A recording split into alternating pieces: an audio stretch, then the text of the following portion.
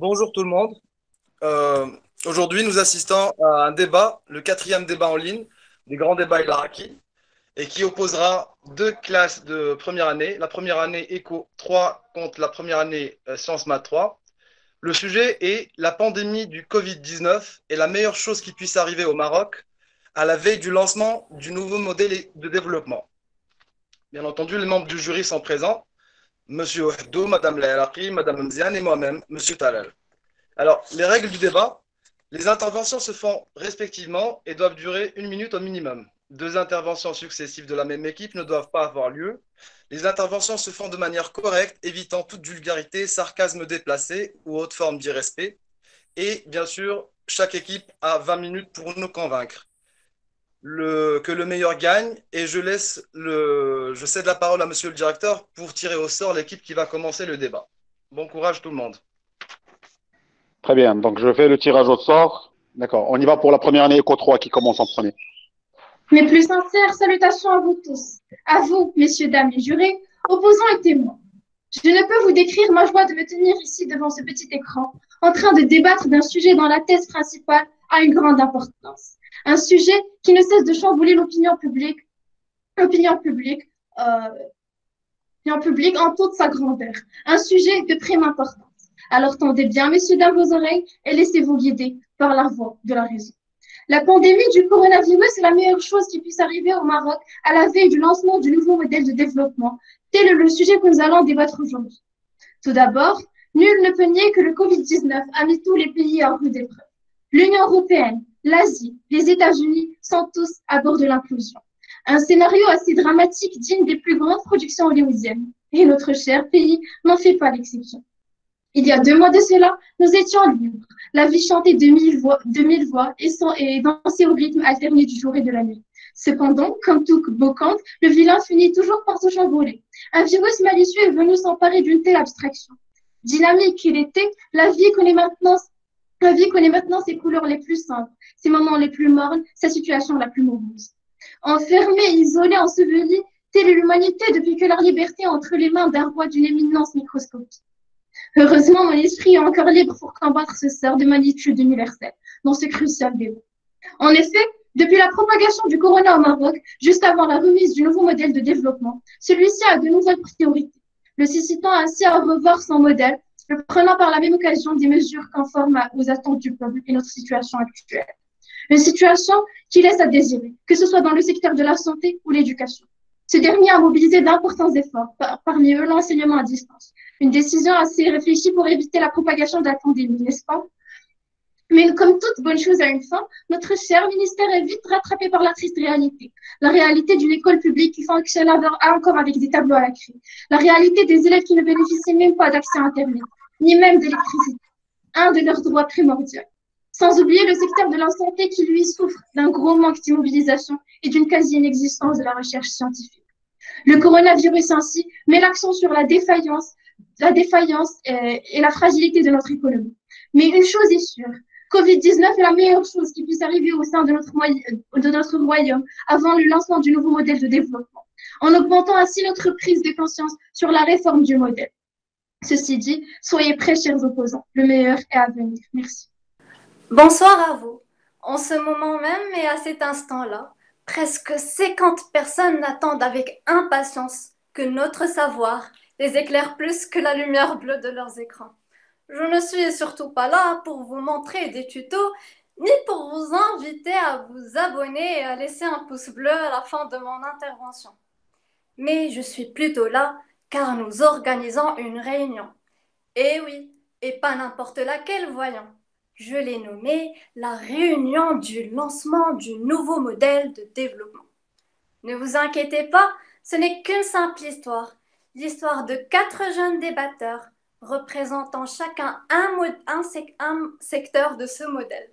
Ce modèle qui n'est autre que l'ensemble des stratégies à mettre en œuvre afin de développer ces différents secteurs de façon équilibrée et harmonieuse, répondant aux besoins de la population et plus précisément ces 2 tiers, les jeunes. Revenons maintenant à ces personnages.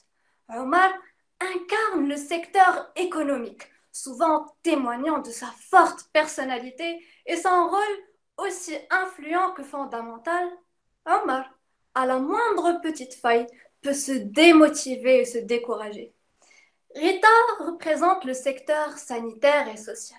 Elle fait preuve de solidarité et de compassion, mais c'est aussi l'animatrice du groupe qui prend plaisir à ergoter et prouver aux autres que ses idées sont les meilleures.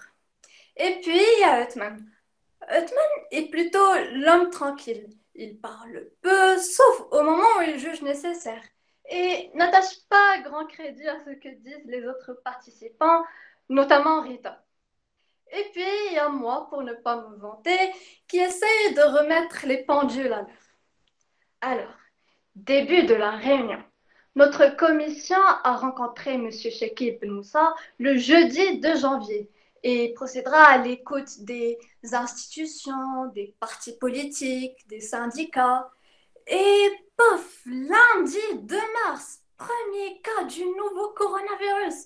Vendredi 13, coïncidence, non? Annonce de la suspension des cours à compter du lundi 16 mars. Vendredi 20 mars, état d'urgence et confinement. Aïe, aïe, aïe, aïe, aïe. Il faudrait alors bâtir un mur contre ce méchant parasite qui vient nous gâcher la fête et arrive comme un cheveu sur la soupe.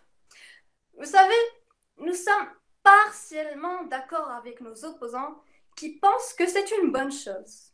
Or, est-ce la meilleure chose qui puisse arriver au Maroc à la veille du lancement du nouveau modèle de développement, à moins que nous soyons les Avengers dotés de super pouvoirs?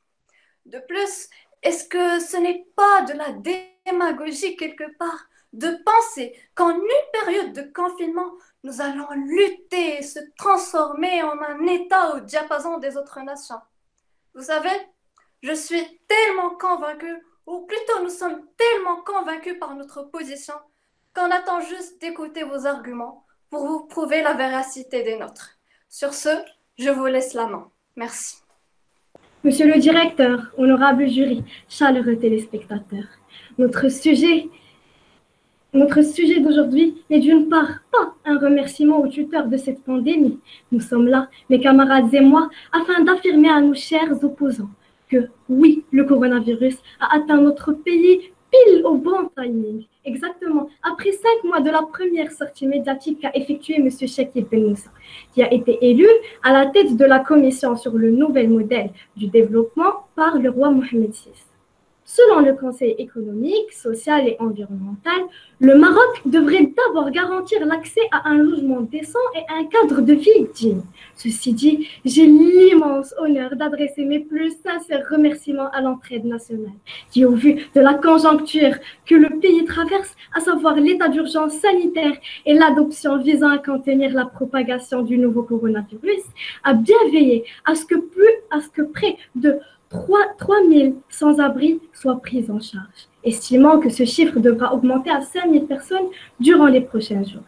Et avant d'entamer un autre rappelement, j'espère que vous avez compris, chers opposants, le but de mon intervention, qui vous ouvre les yeux sur la solidarité qui s'intensifie de jour en jour grâce à cette pandémie. Oui, cette dernière qui a fait ressortir le bon côté des Marocains qui marchent aujourd'hui main dans la main afin de démolir, de détruire et d'effondrer ce mur qui ralentit la réalisation du développement dans notre cher pays. C'est pour cela que je vous ai préparé une petite liste d'aidants dédiés à la gestion du coronavirus. Le fonds Hassan II a contribué à la hauteur de 1 milliard de dirhams. Le groupe OCP a contribué de 3 milliards de dirhams, en plus de 3,3 milliards de dirhams correspondant à l'amende de l'Agence nationale réglementation des télécommunications.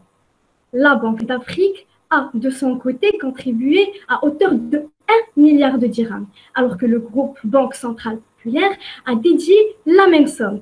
Puis, Al-Mada a décidé d'accorder une contribution financière sous la forme d'un don de 2 milliards de dirhams. Et enfin, l'Association des régions du Maroc avait aussi avancé à avoir consacré 1,5 milliard de dirhams au service de cette cause.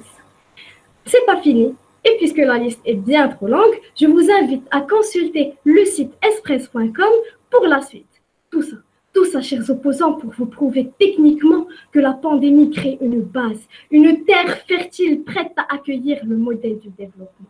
Merci. Chers détracteurs, la franchise et l'arme qui fauchent tout leur soigneusement présenté. Cependant, mon devoir demeure clair. Démantelez vos arguments camouflés derrière des phraseologies savantes qui n'abordent que le manque, je dirais, strident de vos pensées, qui s'avéreraient aussi qu'enfin. L'économie est mise en quarantaine par la fermeture d'usines et les mesures de confinement, ce qui va à l'encontre du nouveau modèle de développement opté par le Maroc et a causé famine, misère et détresse. Voilà aujourd'hui les choses les mieux partagées au monde. Elles existent partout, même dans les pays les plus riches, qui ne parlent que de récession, chômage, individualisme, crise mondiale et préférence nationale. Alors, chacun y va de sa solution, interdisant les importations, stoppant les délocations, boutant les étrangers hors de nos frontières, chacun pour soi, chacun chez soi, et les devises seront bien gardées. Les conséquences de l'épidémie mondiale du Covid-19 ne sont pas uniquement sanitaires, mais aussi économiques et sociales. Tout est immobilisé dans les ports du pays, privant les industriels et commerçants l'approvisionnement en marchandises.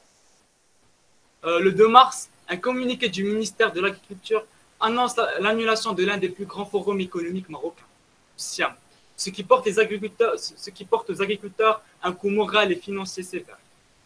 Je ne doute certainement pas de la qualité de votre intelligence ni celle de votre recherche, mais un événement d'une si grande ampleur ne pourrait que vous faire changer d'avis, pourvu que ce soit dans le bon sens d'ailleurs. Je m'explique. NAS, la ville hôte du SIAM, prévoyait accueillir à peu près de 900 000 visiteurs pour ce forum. Et là, le revers du sort reste imprévisible. Son annulation représente une perte de 30% du chiffre d'affaires des opérateurs, ce qui va à l'encontre de la visée fondamentale du nouveau projet de développement. Cette crise nous montre que la mondialisation est une interdépendance sans solidarité. Loin de l'affection, je me suis promis, en préparant ce débat, de m'imbiber dans votre domaine, vous les économistes, et de vous prouver par des chiffres concrets la véracité de mes propos.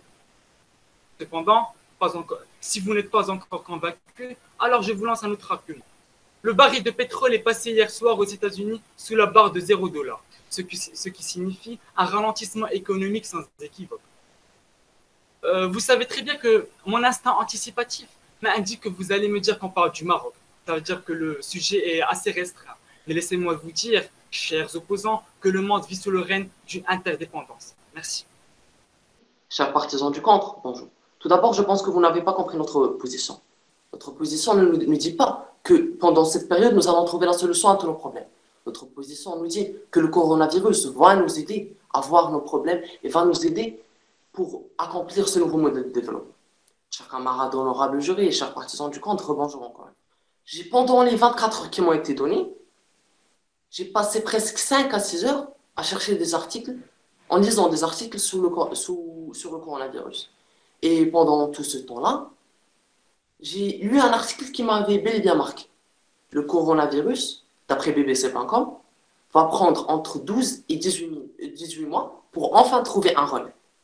Alors là, je me suis demandé, pourquoi faudra-t-il prendre tout ce temps-là? Et je me suis dit que peut-être c'est à cause des pays qui ne font pas de recherche. Alors ma curiosité me tue, je me suis demandé, est-ce que le Maroc fait-il de recherche? Alors je suis parti sur Google, j'ai cherché. Le Maroc cherchait le remède pour le coronavirus. Point d'interrogation. Et bien, après presque 30 minutes de recherche, non, le Maroc, il n'y avait même pas d'article, non, le Maroc ne fait pas des recherches et n'essaie pas de trouver un remède pour le coronavirus. Alors là, je me suis demandé, quelle est la raison? Quelle est la raison principale? Je pense que c'est assez clair que c'est bel et bien la pauvreté. Mais venant de la part d'un pays qui n'est jamais indépendant, et venant de la part d'un pays qui se croit compétent mais qui ne l'est pas, ceci ne m'a pas vraiment surpris. Alors, je me suis demandé pourquoi le Maroc, encore une fois, ne fait-il pas de recherche alors qu'on a les compétences? Alors que pendant cette période, on a pu voir qu'on avait les compétences. Je vais vous donner quelques exemples. 0,01% des citoyens marocains nous ont démontré que nous sommes un peuple, comme le dit Mme Léa tout le temps, qui manque d'éducation. Alors que 99,99% nous ont démontré comme un peuple solidaire, nous ont démontré comme un peuple qui s'entraide, nous ont démontré comme un peuple qui est fort. Alors, Est-ce que vous avez vu l'hôpital qui a été construit à Casablanca? Plus de 4 000 lits, chers camarades, je dis bien plus de 4 000 lits. Et cet hôpital a été construit en exactement 10 jours. Je dis bel et bien 10 jours. Ce qui le rend le plus grand hôpital au Maroc et le plus grand hôpital en Afrique. Alors, chers camarades, d'ici, nous avons pu voir que le Maroc avait les compétences nécessaires. Nous avons vu que le Maroc pouvait s'entraider. Alors ici, chers camarades, nous avons vu que le Maroc est vraiment un pays fort. Alors, c'est là que vient le nouveau modèle de développement. Parce que grâce à ce nouveau modèle de développement, on a pu dire à tout le monde que le coronavirus est venu dans le moment parfait. Parce que maintenant, nous savons nos faiblesses. Parce que maintenant, nous savons nos points faibles. Et parce que maintenant, nous savons quoi faire. Nous savons quelle direction prendre.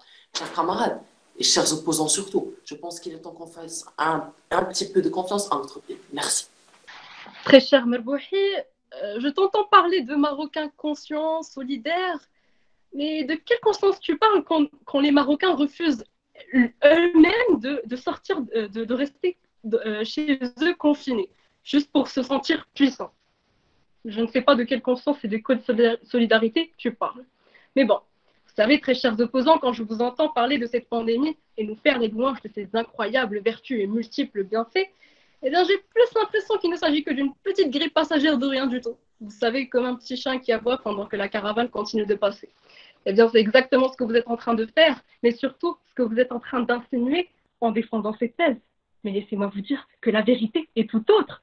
Vos 2-3 arguments qui ne sont basés que sur des faits non tangibles et que vous ne pouvez toujours pas prouver, ils ne font pas le poids face au retardé funeste de ce Covid-19. Alors oui, le Maroc a fait des efforts. Oui, le Maroc a pris des initiatives. Oui, notre cher pays a agi tôt.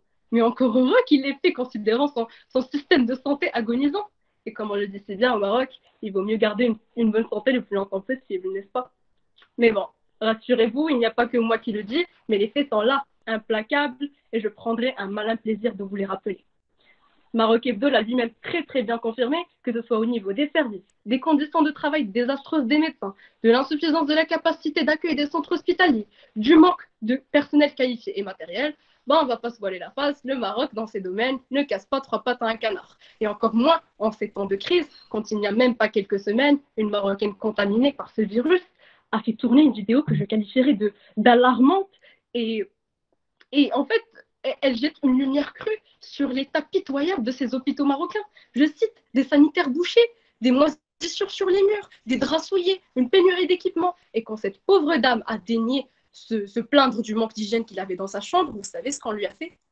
On lui a jeté une vulgaire serpillière et un seau d'eau pour qu'elle aille elle-même nettoyer sa propre chambre. Mais dans quel monde on vit, ou plutôt devrais-je dire dans quel pays on vit? Il y a de quoi s'affoler quand on voit que le Maroc ne respecte même pas les critères, les standards de l'OMS avec leurs 16 petits médecins pour 10 000 habitants. Mais bien sûr, laissez-moi deviner, ça vous est clairement égal. Vous savez, s'il y a bien une leçon que j'ai apprise de vous, très chers opposants aujourd'hui, c'est qu'il est légitime de banaliser la mortalité. Pas très cohérent de votre part quand on sait que le Maroc, quand on sait que le nouveau modèle de développement, doit prendre en compte l'intérêt d'un tout un chacun. Est-ce que vous attendez que votre père ou votre mère meure demain pour que vous vous rendez compte de la gravité de vos propos? Et j'y pense. Il y a une autre question qui taraude incessamment mon esprit.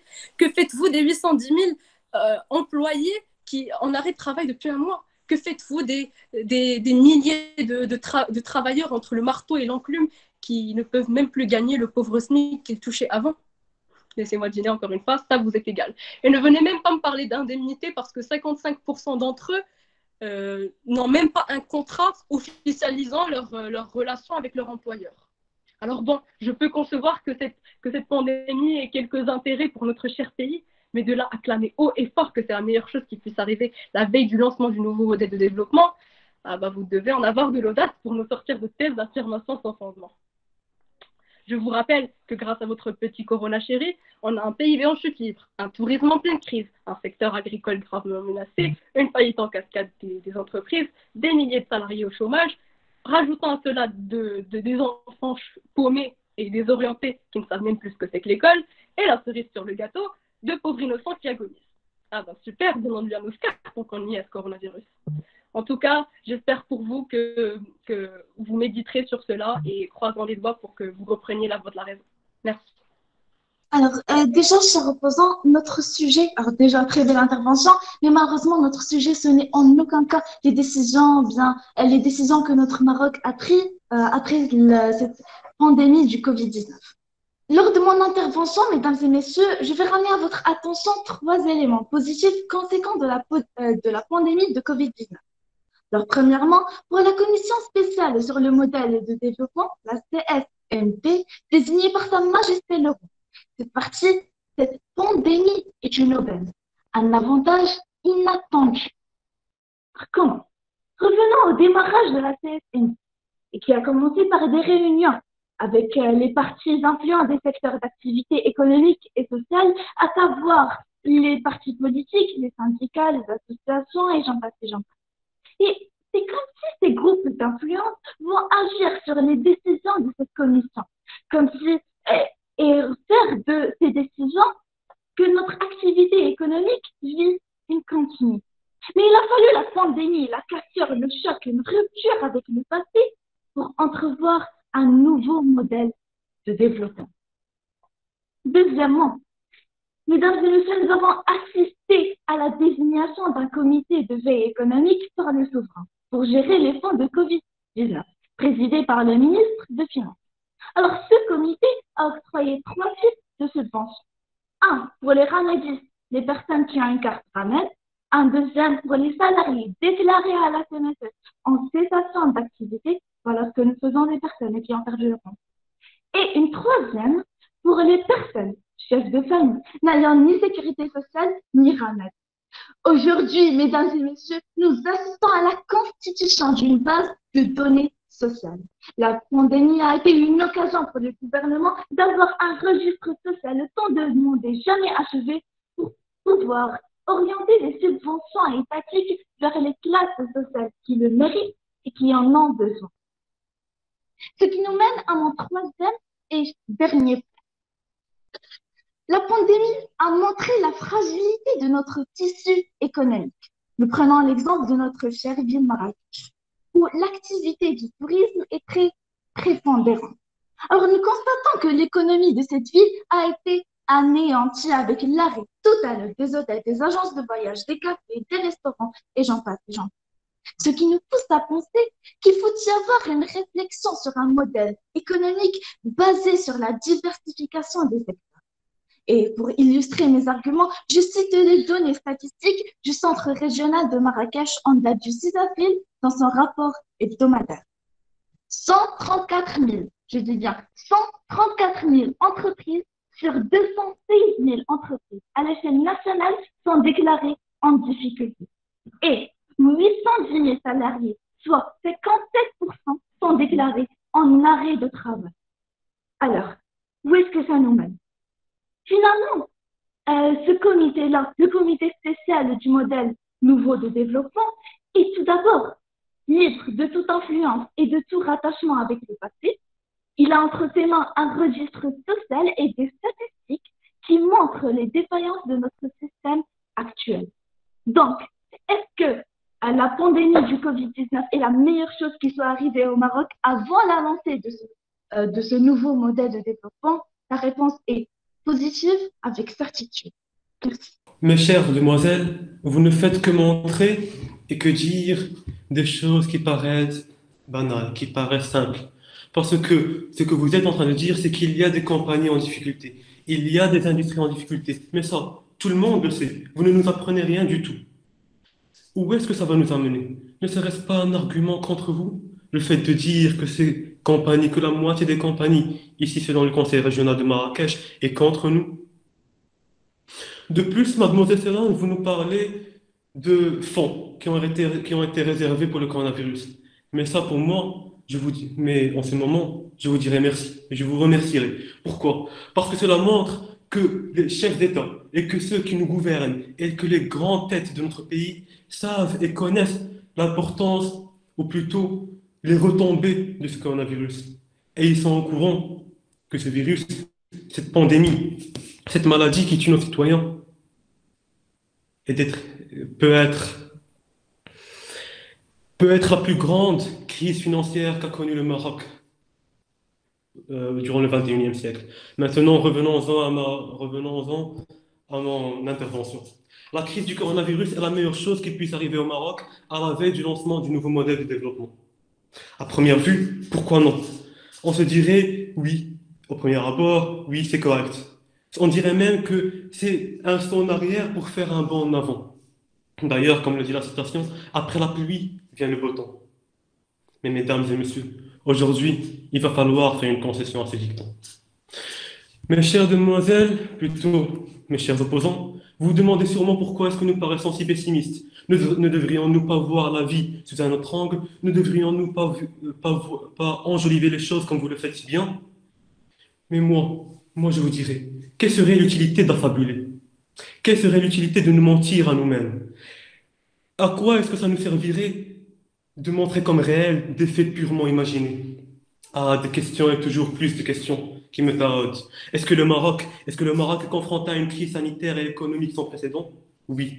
Est-ce que le Maroc gère plutôt bien cette crise? Bien sûr. Est-ce que le Maroc pourra se relever d'après cette crise sur le long terme ou sur le moyen terme, au minimum? Je vous le donne. Mais est-ce que cette crise, cette pandémie est la meilleure chose qui puisse nous arriver à la veille du lancement du nouveau modèle de développement? La réponse est claire et nette, et c'est un non catégorique. Et ma justification? Ma justification, je vous la donnerai maintenant et se concrétise par les 3 points suivants. Nous avons premièrement, notre modèle de développement requiert l'implantation sur le sol marocain de plusieurs compagnies étrangères, de plusieurs industries et de plusieurs investisseurs, chose qui ne peut avoir lieu parce que d'une part, leur taux, leur chiffre d'affaires et leurs ventes ne cessent de dégringoler, et d'autre part, nous sommes dans le flou total. Notre économie, on ne sait pas comment est-ce que ça va évoluer. Donc le fait de penser que quand votre corona chéri sortira, ils viendront s'implanter comme ils nous l'avaient promis, c'est de se leurrer complètement.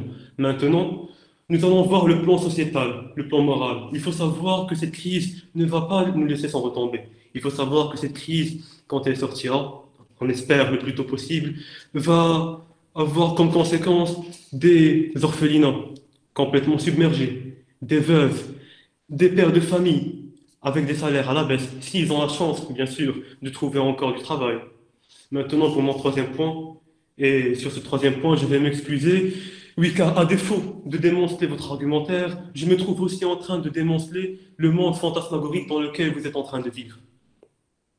Car on ne peut en aucun cas, dans cette situation, faire d'un mal un bien.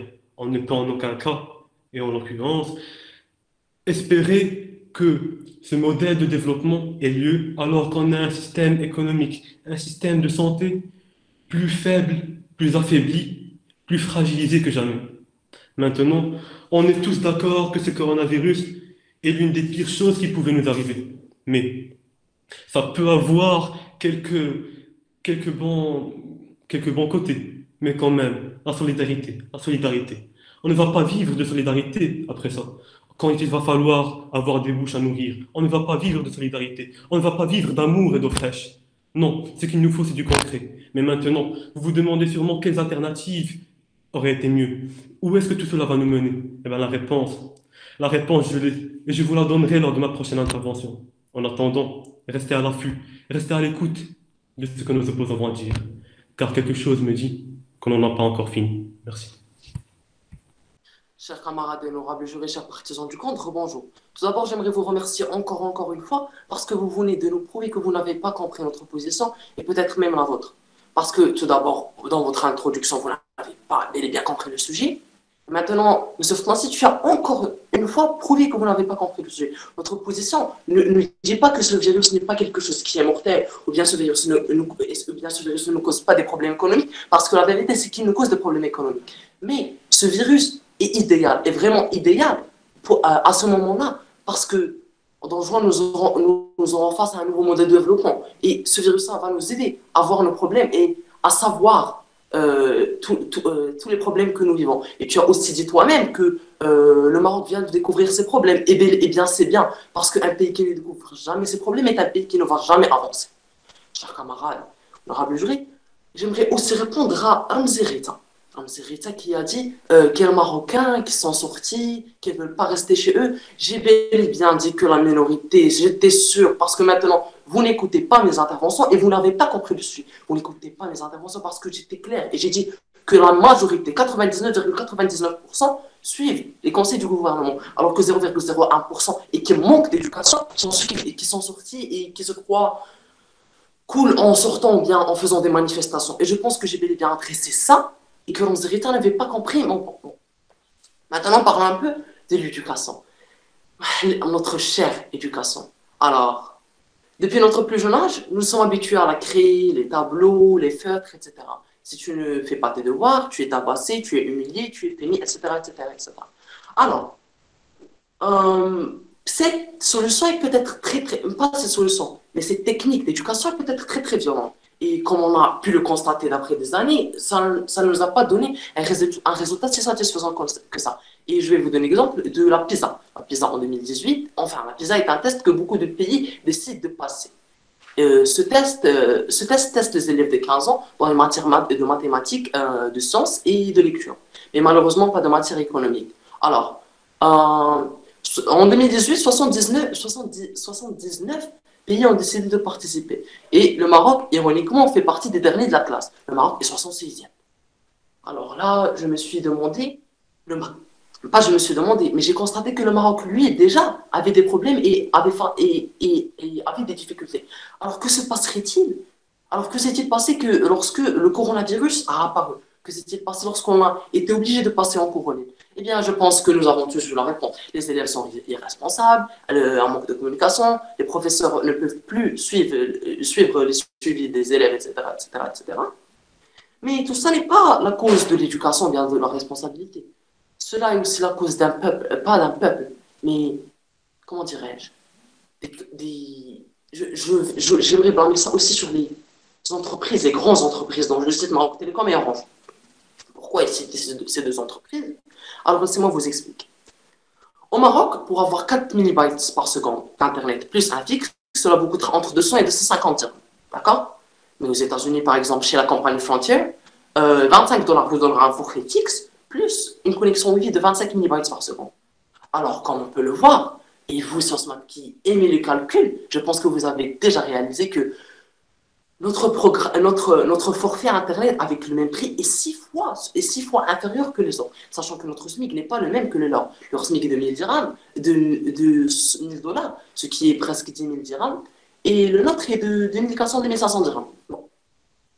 Alors, puisque le prix du dollar est maintenant de 10,001, enfin pas hier, c'est de 10,001, vous savez, l'économie change, l'économie peut changer à n'importe quel moment, elle est très instable à ce moment-là.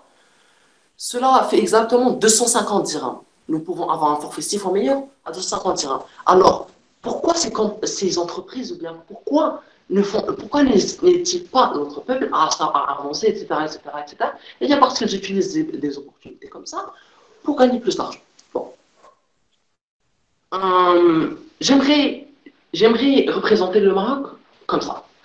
Vous êtes une équipe de foot. Vous êtes la première centre 3, première année Sciences Math 3 FC. La première Sciences Math 3 FC fait partie de la 3e division. La première année Sciences Math 3 FC a pu partir à la 2e division avec difficulté. Mais une fois à la deuxième division, ils vont rencontrer des équipes bel et bien plus fortes, des équipes bel et bien plus challengeantes. Alors ils vont perdre, ils vont revenir à la division 3.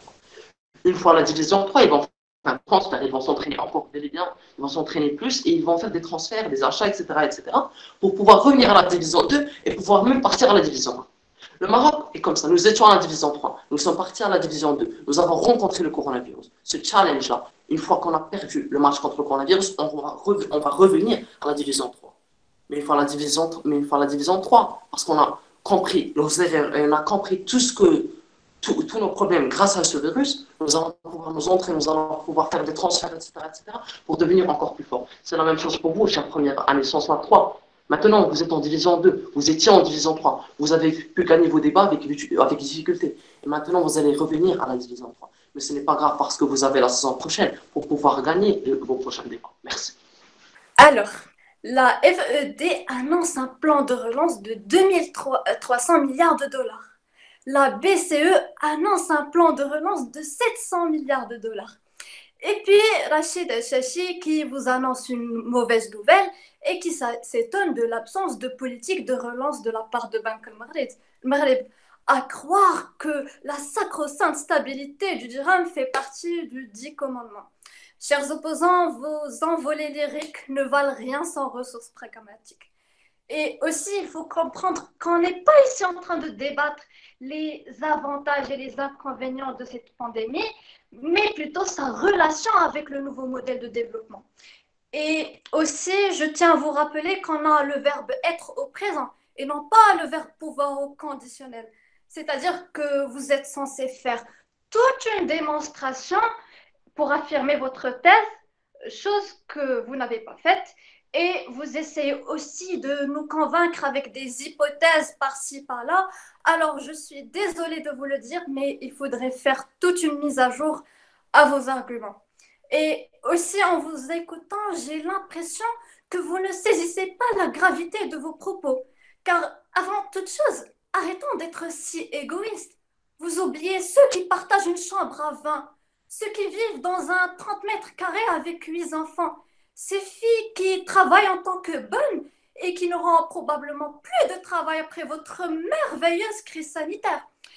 Est-ce que vous êtes en train de dire à ces familles qui ont perdu leurs proches, ah, il faut fêter le lancement du nouveau modèle de développement au lieu de faire leur deuil? Vous savez, vous essayez aussi de nous convaincre que dans la crise, on reconnaît les siens, de nous montrer cet élan de solidarité qu'on essaie de nous faire passer à travers les réseaux sociaux. Oui, je sais qu'il y a du bon dans tout cela, mais de là à remettre en question tout un modèle de développement, un peu de bon sens quand même. Et je sais aussi que ça vous fait chaud au cœur de voir que les Marocains ont enfin choisi leur camp, celui de la solidarité et du patriotisme.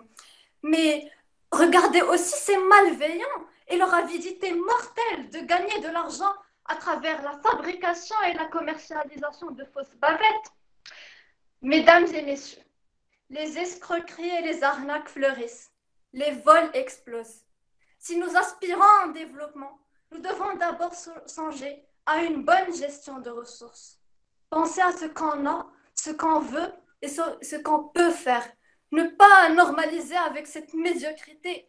Imposer des normes, maîtriser les contrôles sociaux, rester positif et surtout développer un esprit d'équipe. Car seul, on va plus vite et ensemble, on va plus loin. Merci. Alors, d'abord, j'aimerais répondre à Mademoiselle Ramzi. Je veux juste te dire que Dieu merci. Vraiment, Dieu merci. La pandémie est là. Elle va bien nous ouvrir les yeux sur des détails et elle va nous montrer que maintenant, les travailleurs sont conscients qu'ils doivent se battre pour leur droit d'être déclarés. Et je voudrais encore dire que si cette pandémie vient après le lancement du modèle, le développement serait erroné. Déjà, monsieur Fnassi, décidément, l'économie, c'est pas pour vous. D'ailleurs, Yasmine a déjà bien anticipé vos arguments. Et laissez-moi vous dire qu'un pays qui ne voit pas, qui ne réalise pas ses faiblesses, n'avancera jamais. Je voudrais ajouter un petit détail concernant l'économie. Je voulais juste dire que si vous me dites que cette pandémie brise l'économie d'un pays tel que les États-Unis ou autres, je serai tout à fait d'accord, car ces chers jouets en Afrique ont fermé leurs portes. Maintenant, passons aux trucs sérieux.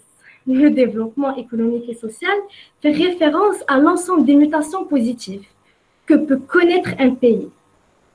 Et pour achever un tel but, il nous faut d'abord des citoyens de préférence optimistes, contrairement à nos chers opposants qui sont malheureusement pessimistes, qui ne seront d'aucune aide et qui ne feront que critiquer et encore critiquer. Maintenant, faites place au coach Rim qui vous donnera une petite leçon de vie. Vous allez m'en remercier plus tard, chers partisans du contre.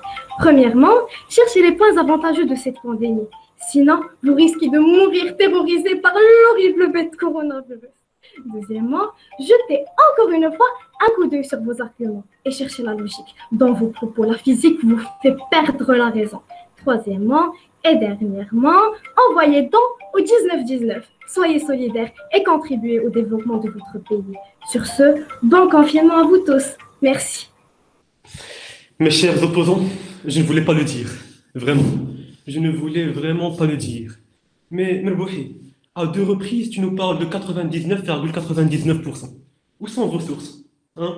Ce n'est pas. Je sais que c'est bien facile de dire des chiffres en l'air. Moi aussi, je pourrais vous dire non. Pour moi, c'est 1% de la population qui est confinée. Et c'est 99%. Mais je ne peux pas le dire parce que je n'ai pas de source.